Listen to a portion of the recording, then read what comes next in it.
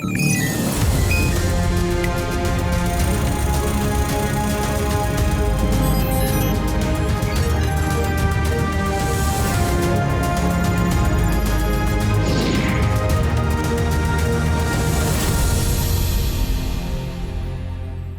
and welcome to the fresh edition of A Science Monitor, your weekly update on what's happening in the field of science and technology in and around the country. From green firecrackers to the winners of this year's Nobel Prize, we have lots in store for you. So let us start with the headlines. Green firecrackers launched ahead of Deepavali. Crackers developed by CSIR NEERI have reduced particulate matter. The winners of the Nobel Prize 2019 in all categories of science announced the awards given for the greatest contribution to benefit humankind. Students learn the values of Mahatma as well as the principle of electromagnetic induction through hands-on activity developed by IIT Gandhinagar. Researchers from Jamia Hamdard Institute of Medical Sciences and Research developing a new therapy based on nanoparticles to inhibit the lethal effects of snake bite. Scientists at CSIR NEERI or National Environmental Engineering Research Institute have developed green firecrackers to reduce the menace of air pollution during the festive season of Diwali. These firecrackers were recently launched in New Delhi by Union Minister of Science and Technology and Earth Sciences, Dr. Aishwarya. What are green firecrackers and how helpful they can be to reduce the pollution levels? Let us see more in our special report.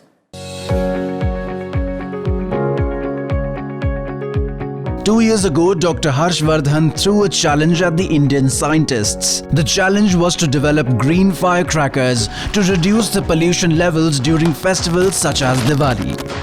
The scientists accepted this challenge responsibly, and within a year, National Environment Engineering Research Institute of CSIR developed different kinds of green firecrackers.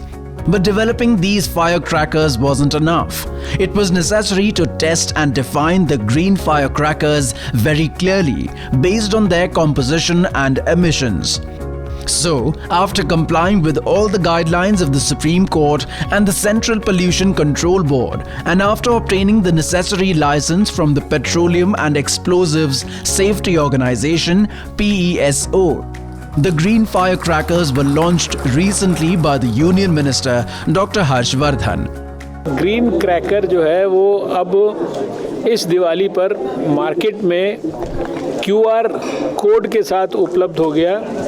ये बहुत बड़ी हमारे वैज्ञानिकों की विजय है। मैं सभी CSIR की हमारी जो करीब 8 लैबोरेटरीज हैं उसके वैज्ञानिकों ने मिलकर काम किया।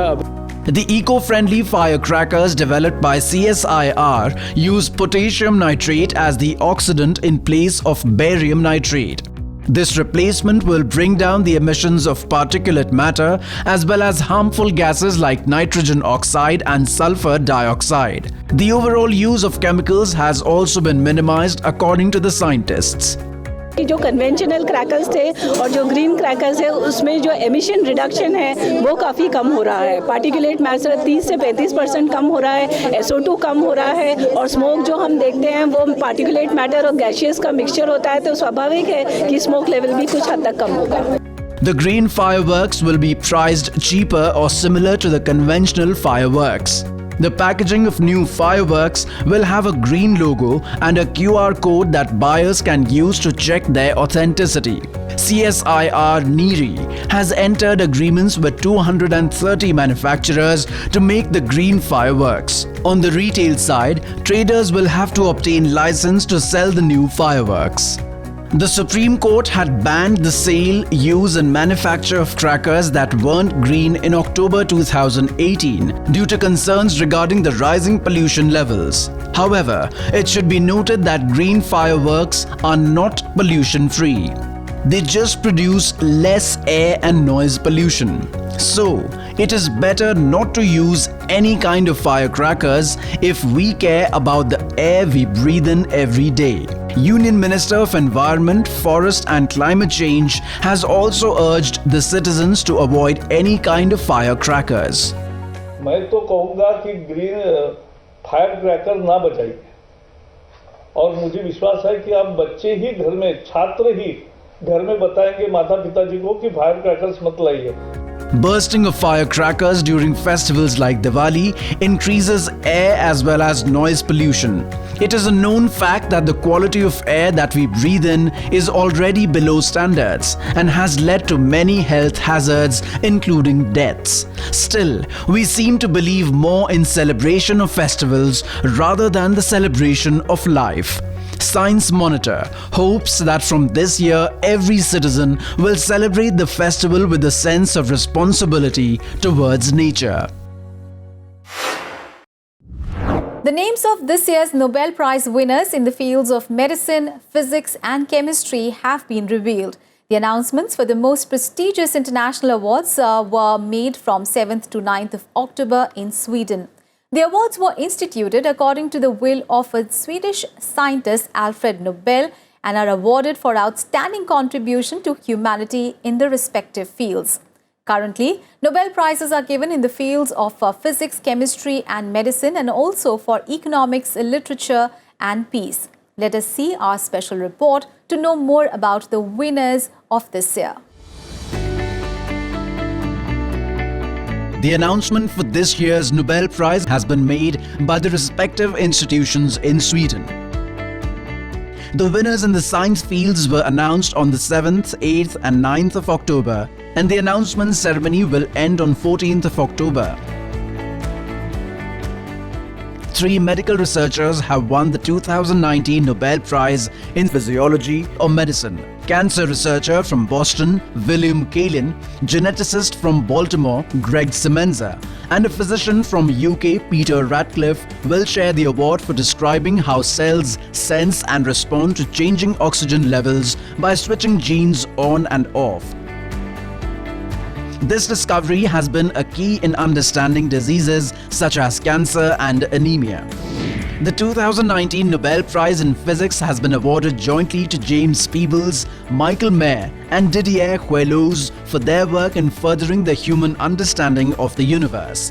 One half of the prize has been awarded to Peebles for theoretical discoveries in physical cosmology, and the other half to Mayer and Queloz for jointly discovering the first exoplanet orbiting a star like the Sun.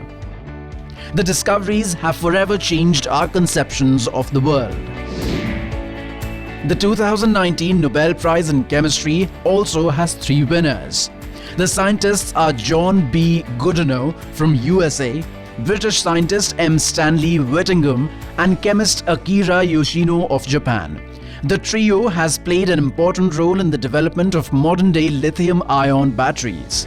These batteries are being used for mobile phones to electronic vehicles. In fact, the scientists have created a rechargeable world with the help of these batteries. Among these scientists, 97-year-old Goodenough has become the oldest person to win this award. Receiving a Nobel Prize in any field is a life-changing honor, as the award brings with it not only worldwide recognition, but also funds to pursue one's passion.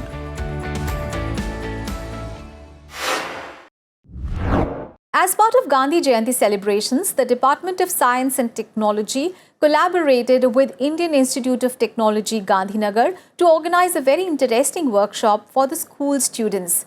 In this workshop, the students learned to make a generator based on the model of a charkha. The children participated enthusiastically in this do-it-yourself activity and learned many useful lessons. Let us see our report to know more about this workshop. The school students assembled at the Raman Auditorium Technology Bhavan in New Delhi are working diligently to solve a puzzle. The puzzle is to make a working model of charkha generator by assembling its various parts. This charkha generator is developed by Center for Creative Learning of Indian Institute of Technology, Gandhinagar, and produces electricity instead of the yarn. Children today are used to new technologies, new age technologies like AR, VR, mobile applications, and playing. Putting together a jigsaw puzzle is something that all children enjoy. IIT Gandhinagar has developed this kit. It is completely knocked down, and the children assemble the charkha on their own, and then they use a copper wire coil to produce electricity. A bulb lights up, and for them it is very exciting. The purpose of this do-it-yourself activity is to teach science to the students through hands-on activity. The charkha generator works on the principle of electromagnetic induction. As the charkha spins, it rotates two strong magnets inside an insulated copper wire coil. The spinning magnetic field creates current in the coil and lights up a LED bulb attached to the ends of the coil. This charkha is also an example of converting mechanical energy into electrical energy. We learned that how Gandhiji used to do that chakra. We made that also. It was a fun. We saw that Gandhiji how used it, and then we generated electricity from it. Then it was a very fantastic activity. By using the charkha to produce electric current, they learned how innovation and science can solve our problems. Students also demonstrated the principle of electromagnetic induction through this activity. This workshop was a perfect example of fun with science, and obviously, children were delighted to be a part of this workshop.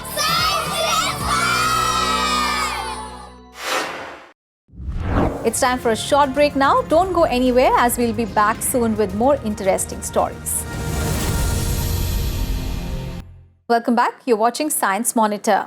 According to a study, every year about 50,000 people in rural India are killed by snake bites. One of the main reasons behind these deaths is the unavailability of adequate anti-venom in most of the areas. As sourcing anti-venom and preserving it for a considerable time has its own difficulties. So to ensure its availability at every place is practically impossible. To solve this problem, Indian researchers have come up with a new solution based on nanoparticles. Let us see the report to know more.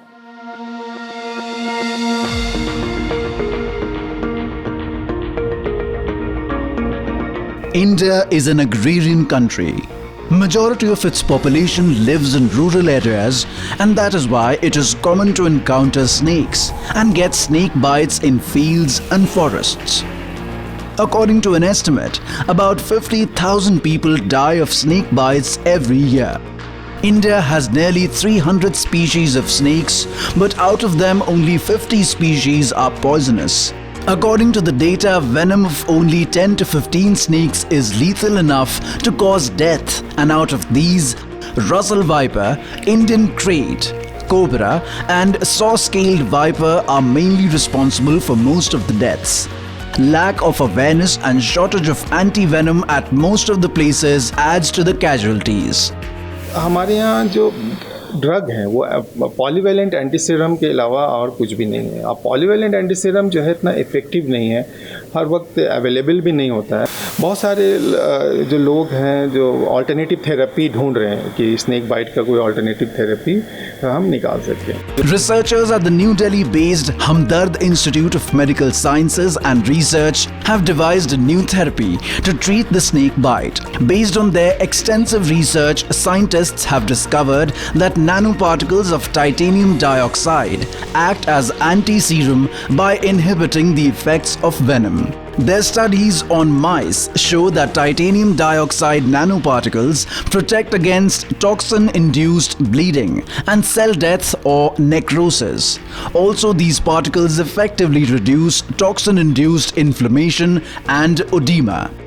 जो ज़्यादातर phospholipase हैं snake venom में 40 to 50 और even 55% तक के concentration phospholipase का होता है। ये फॉस्फोलाइपेज जो काम करते हैं ये साइक्लोऑक्सीजिनेज और लाइपोऑक्सीजिनेज पाथवे पे काम करते हैं। तो हमने ये प्रूव किया कि साइक्लोऑक्सीजिनेज और लाइपोऑक्सीजिनेज दोनों पाथवे को ये जो है टाइटेनियम डाइऑक्साइड नैनो पार्टिकल्स ये ब्लॉक कर रहा है, और इसके ब्लॉक होने के वजह से जो है हमारे जो इन्फ्लेमेटरी मॉलिक्यूल्स हैं, जो नॉन स्टेराइल इन्फ्लेमेटरी मॉलिक्यूल्स हैं, वो ब्लॉक हो रहे हैं।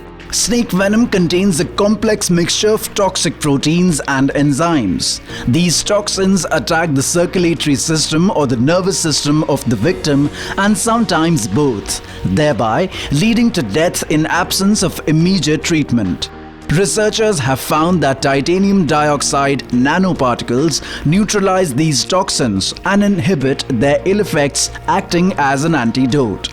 The research, which is being conducted in collaboration with the National Institute of Technology, Goa, and the University of Cambridge, has been published in the journal Nature.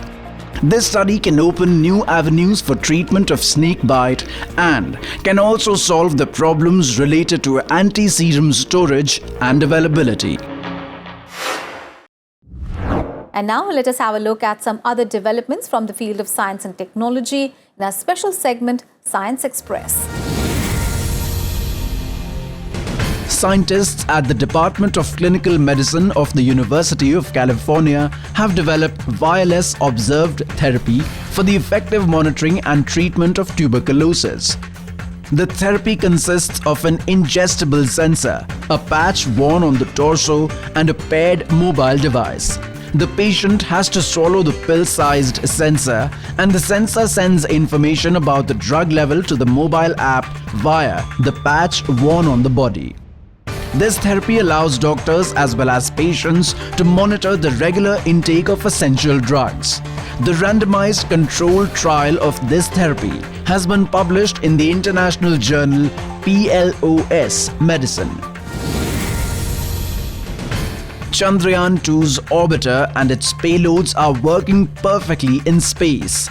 Recently, ISRO shared fresh pictures of the lunar surface taken by the orbiter's high-resolution camera. These photos were taken from an altitude of 100 kilometers and are the highest resolution visuals ever taken of the moon. Images reveal part of the Bugolowski E crater in the South Polar region. According to a new study, a massive black hole at the center of the Milky Way triggered a powerful explosion some 3.5 million years ago. This black hole, known as Sagittarius A or A star, is larger than the Sun. According to the scientists at the ARC Center of Excellence for All Sky Astrophysics in 3 dimensions or Astro 3D, the explosion was caused by nuclear activity in the black hole.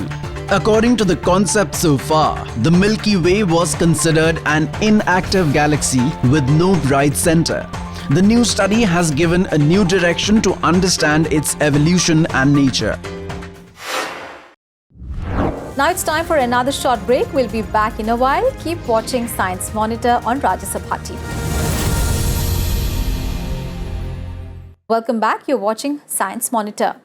Do you know while making curd or baking bread, you are making use of biotechnology?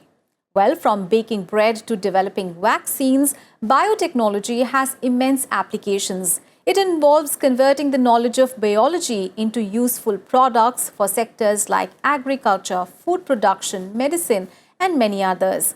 Over the years, India has also invested in this field and established institutes to encourage more and more students to pursue biotechnology.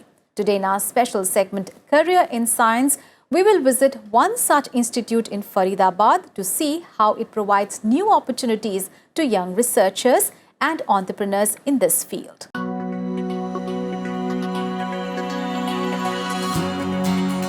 Regional Center for Biotechnology located on the Gurugram-Faridabad Expressway is an autonomous institute established by the Department of Biotechnology, Government of India in collaboration with UNESCO.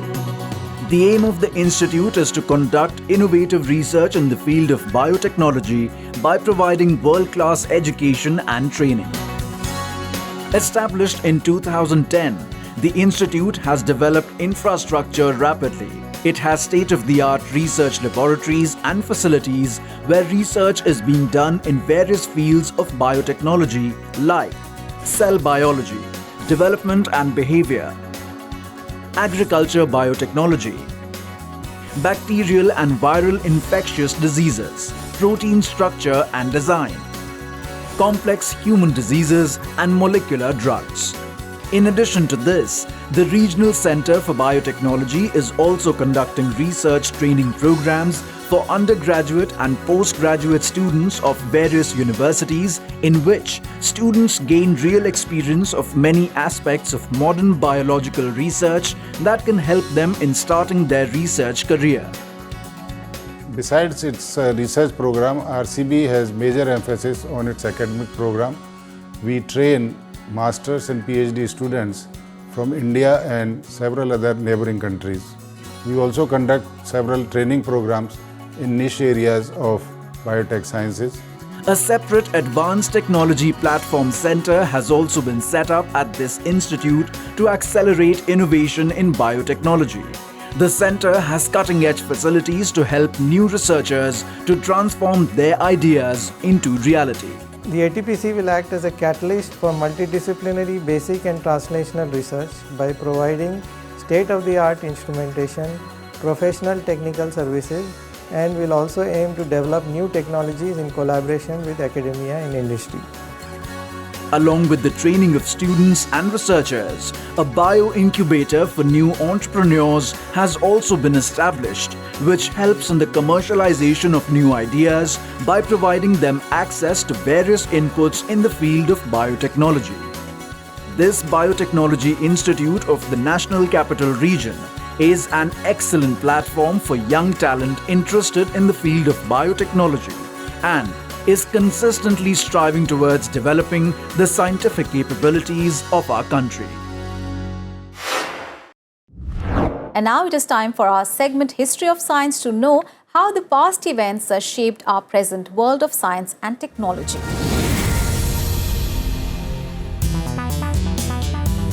The 11th President of India and world-renowned aerospace scientist Dr. APJ Abdul Kalam was born on 15th October 1931 in Rameswaram, Tamil Nadu.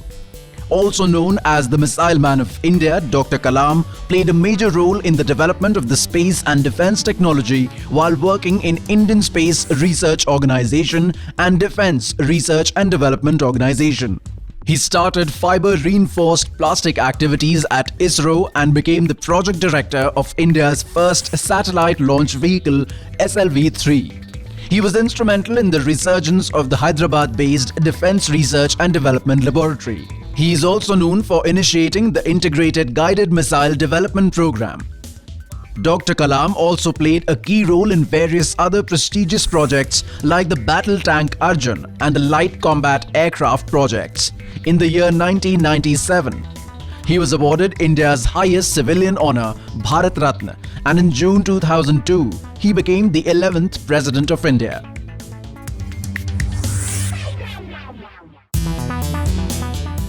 India launched its remote sensing satellite ResourceSat-1 on 17th October 2003. The satellite was launched from Satish Dhawan Space Centre in Sriharikota by ISRO's Polar Satellite Launch Vehicle C-5. The satellite carried 3 cameras on board: Linear Imaging Self-Scanner 4, a Multispectral Linear Imaging Self-Scanner 3, and a Multispectral Advanced Wide Field Sensor. ResourceSat-1 was designed to enhance remote sensing applications, especially in the field of agriculture, land and water resources management, and disaster management. On 21st October 1879, American inventor Thomas Alva Edison successfully demonstrated the first durable and commercially viable electric light bulb. This model burned for about 40 hours. Finding the appropriate filament material for the electric bulb turned out to be the most difficult task for Edison. He tested more than 6,000 vegetable fibers and did 1,200 experiments over a period of 1.5 years before finally succeeding with the filament of carbonized sewing thread. Several interesting events will be organized as part of the India International Science Festival to be held in Kolkata this year. The Science Literature Fest, or Vigyanika, will be one such event. The fest will showcase the fusion of art, science and literature. Here is a glimpse of what it will look like.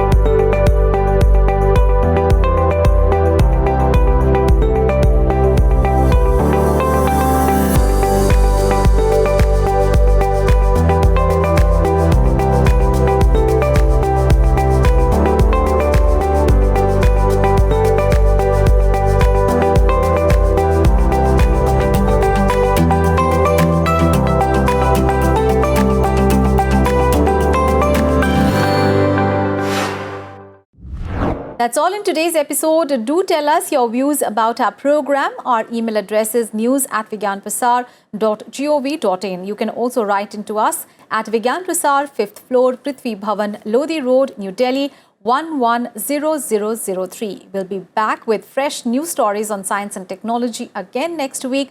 Till then, stay tuned to Rajya Sabha TV and think scientifically. Bye-bye.